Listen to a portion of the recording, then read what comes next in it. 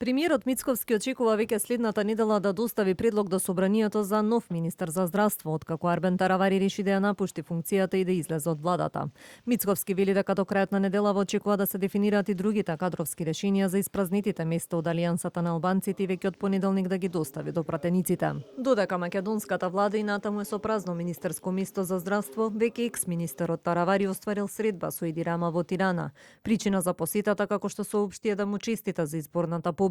Во однос на средбата на Таравари во Тирана, Мицковски рече дека уште вчера знаеле дека таа средба ќе се случи. Ние уште вчера знаевме дека таа средба ќе се случи.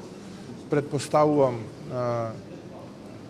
една од темите на која што се разговара е случувањата во регионот, некои регионални теми, поблиската соработка помеѓу двете земји.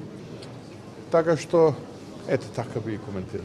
Ние вчера имавме после одржувањето на владината седница, би рекол, коалицијска координација. Разговаравме за тоа што не очекува во периодот што е пред нас.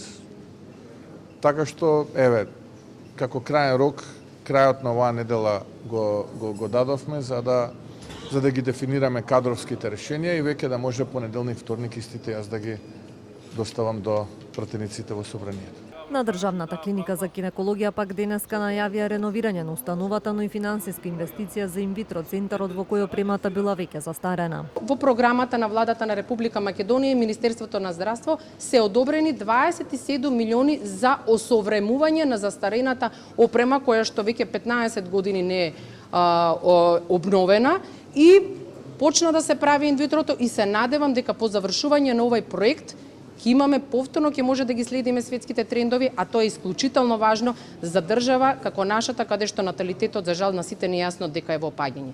Првото родено бебе од инвитро во Македонија е во 2000 година, но во изминативе 4 години, како што тврди директорката на гинекологија, процесот бил отежнат. Со опремувањето на инвитро центарот очекува листите на чекање да се намалат.